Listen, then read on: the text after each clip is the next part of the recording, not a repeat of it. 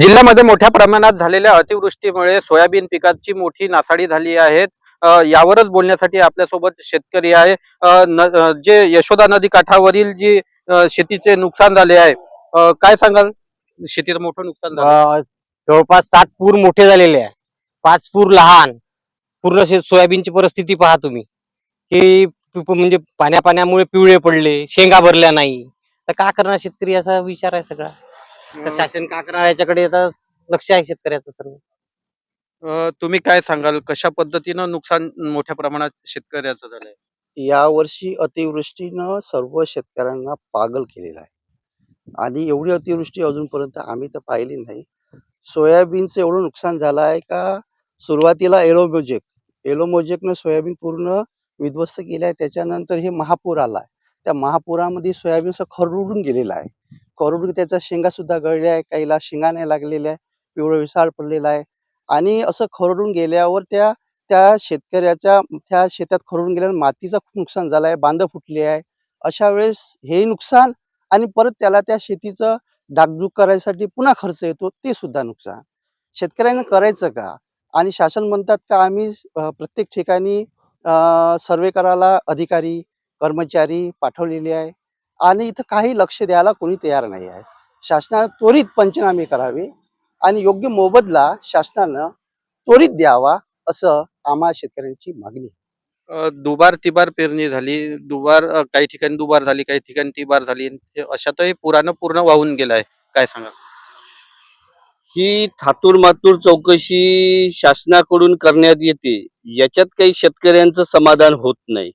कारण की अख्खा शेतकरी म्हणजे त्याचं परिस्थिती त्याला माहीत. कारण की कितीतरी वेळा हवामान खात्याच्या अंदाजानुसारच्या माध्यमातून 100%च्या वरती पाऊस झाला आणि अजूनही शेतकऱ्याचं बांधावर कोणीच पोहोचलं नाही. शासन म्हणते की आम्ही शेतकऱ्याच्या बांधावर उभे आहोत. कुठे आहे उभे शेतकऱ्याच्या बांधावर?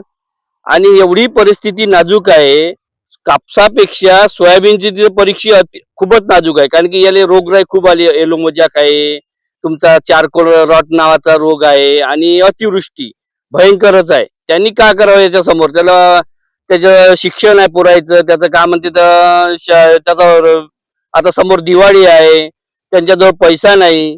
अशा माध्यमातून गव्हर्नमेंटने याकडे लक्ष देण्यात यावं.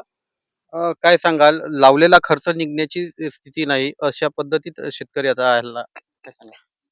साहेब, मी एक अल्पभूधारक शेतकरी असून माझ्या शेतामध्ये मी सोयाबीन 3 बॅगा पेरल्या आणि एक वेळेस पेरणं झाल्याच्या नंतर पुन्हा दुबार पेरणीचं संकट आलं.